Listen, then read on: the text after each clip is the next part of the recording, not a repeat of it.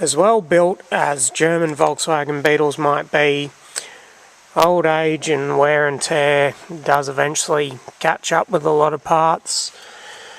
I have already replaced the ignition switch in this car before, but I do still have the original key barrel. And after almost 40 years, it's getting very worn. It does still work, but one of these days it'll let me down. So I've got the new one there to go in, and while it's apart, I'm going to replace the ignition switch as well. I did actually buy a brand new replacement ignition barrel a few years ago, but the sad thing was the original worn out German one actually worked better than this brand new Brazilian knockoff. So I ended up putting the original back in, but what I've got to put in is this one here. And what this one is, it's original German one, but it's out of a Mark 1 Golf, or Rabbit as they're known in the States. It's out of a very low mileage car, so it's got no wear in it. It actually has both the original AKS keys still, and even they have no wear on them. So original, in fact. It even has the original dog tag, which has the key codes on it. Now, it is exactly the same as the original Beetle one. The only difference with it is the keys are symmetrical, which means they're the same both sides. They fit in either way. The original Beetle keys have a unique profile, and they're not symmetrical, so they only work one way, which is a minor inconvenience, and you don't even tend to notice it when you've been driving your car for a lot of years, but if you can change it, why not? This does create one problem though. It means my doors and ignition now use different keys. Not a huge concern because I already have remote keyless entry, but my car doesn't exactly need any more keys. I've already got, what's here, got ignition, glove box, fuel cap, engine lid, alarm, and that is the original antenna key. And there is a really easy solution to my new ignition key not working in the door handles. I've got here the Mark 1 Golf front door handles, and thanks to Volkswagen smart thinking, the lock barrels out of them, which is right there, are absolutely identical to Beetle ones. So all I have to do is fit the Golf lock barrels to my Beetle door handles, and the same ignition key will work in the doors as well. And finally, I've got here a new ignition switch to put in it. Now, this Beetle being a 74 was the first year of the plastic steering column housing, and it stayed with that design until the very end. The last of the 1979 Cabriolets even have this same steering column. So I'll first show how to remove and replace the ignition barrel and the ignition switch for this style. I do also have an earlier Beetle one here. It's the older metal one, which is what's in the 68 to early 74 Beetles. The 68 to 70 do actually have a slightly longer housing. They might be about 3 inches longer, but it's the same overall design, same process to replace the ignition barrel and switch. So I'll show that one second. So obviously the first step is to remove the steering wheel. Next thing's the electrics. Now, Volkswagen got really smart in 1972 and decided to use modular plugs on the turn signals, wipers and ignition switch, and they just simply unplug, real simple, just like that. But if you've got a 71 or earlier Beetle, unfortunately all that stuff is hardwired, so what you have to do is trace all the wires where they run through the firewall into the trunk and unplug them at the other end. You will get the bodgy people that just chop them and rejoin them later, but every wire joint in a car is a weak link. It's not hard to do it properly. So now I just got to remove the turn signals and wiper switch. Just got 4 screws holding those on. If you had the original air pressure washers still hook up, you'd have to disconnect those hoses. So that's all now loose and ready to jiggle out.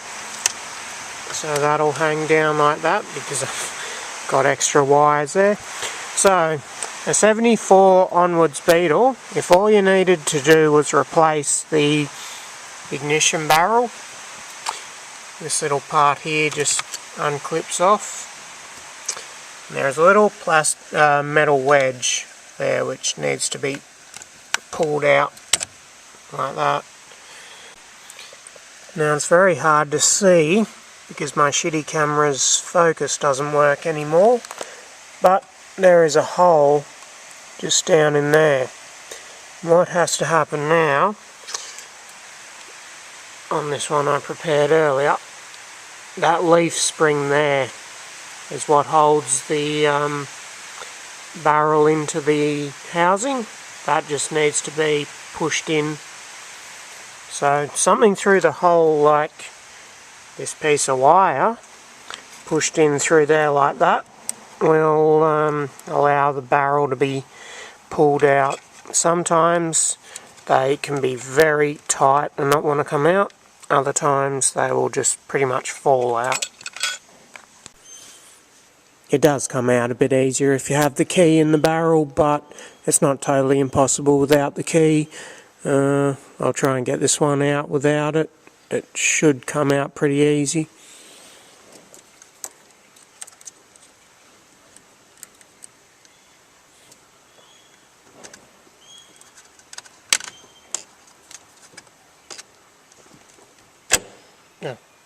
Now it comes. You can see the leaf spring there that needs to be pushed in. So I've given the little cam part on the tip of the new one a good grease up because that's what operates the steering lock. On my original I've just pulled out. There is lots of wear on it where it's been turning that for the last 38 years. It does help to have the key in the barrel when you insert it into the housing. Just it may need turning to engage the little tongue part with the ignition switch right down in the bottom there, and also the steering lock. Mine's not engaged at the moment. You can see the part on the very edge there is right over to the side. So I'm just going to go ahead and insert that now. It'll only go in the one way. Turned right off and it's clicked in place. So that's the barrel replacement done. Now the ignition switch is really easy on 68 to 73 because the steering column can be left in the car, but 74 on like this is a pain in the ass because the whole housing's got to be removed, but it's only held in by that one 6mm Allen key bolt there. So with that unscrewed out and this little bushing removed, the whole steering column will now, just as long as the ignition, the steering lock's disengaged, will now slide out which is really hard one-handed. So with more than one hand it will just slide off the steering column like that, and this outer plastic body casing, whatever you want to call it, will just slide off out of the way like that. Now, the ignition switch is held in by one Phillips head screw right there. As soon as that's unscrewed, that ignition switch will pop straight out, like so. So now all I've got to do is slide the new one in there, whack that screw back in, and put it back together. Rightio, new switch is all screwed in and plastic casing back on. So it's ready to put back on the steering column. And done. The only thing I forgot to mention was as it slid back on, the key does need to be back in so the steering lock's not engaged. And the other thing I forgot to do was this little plastic trim piece which goes around the ignition switch is actually, I completely forgot, it's supposed to go in before the wiper switch and turn signal because they lock it in place, but oh well, I'll pull that apart and put it back on. Okay, so the process for the 68 to 73 Beetles with the metal steering column housing is remove the steering wheel and the turn signal switch and the wiper switch if it's a 72 or 73, and then you'd be left with it like that but mounted on the steering column still. So next step is those two screws there need to come out. This piece of trim is now removable. It's exactly the same piece as the plastic one. And now the whole barrel assembly can be removed. First thing to do is turn the key and disengage the steering lock, and then from there the whole assembly just slides out like that. So I can see just right there's the hole, same as the other one to push something into to release the ignition barrel. Now, I forgot to mention that some later V-dubs actually don't have that hole there. Volkswagen worked out that it was pretty easy for anyone to just pull the barrel out and use a screwdriver in there, so you do have to drill this hole in on some models, but it's very easy. It's from the edge there in is 10mm, and you drill it in line with the key in the off position. So it just comes out in the same manner. Just push a piece of wire in. Lots of jiggling and swearing, and out it comes. And just to remove the ignition switch in the base here is a little tiny grub screw you can just see there. So there's the little grub screw out. You can see the hole that it came from, and the ignition switch will just pull straight out like that. Oh, hello. The earlier ones like 68, 69 and such are actually metal. They're all the same sort of design overall, but they will have the wires directly soldered straight on instead of terminals like that. And just quickly, one other mod I've done for a long time now, because these cars are so old and basic, they don't have a accessories position on the ignition switch, which is a real pain in the ass when you're on a modern head unit like that and you like to listen to it without the engine running, because you can't hardwire them to work all the time because the standby mode flattens the battery, and you can't listen to them with the key on but the engine off because that'll fry the ignition system. So it's not real difficult to wire up as an accessories position on 71 and later bugs, because the factory ignition switch has that little spare narrow terminal there, which is marked S. What that is for is the key in door ajar buzzer.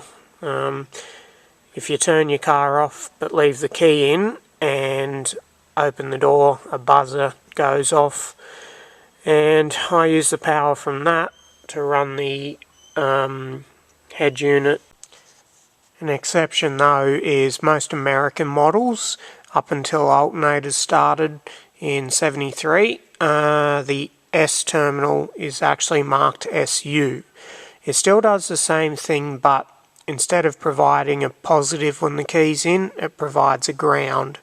So you just use that to trigger a relay.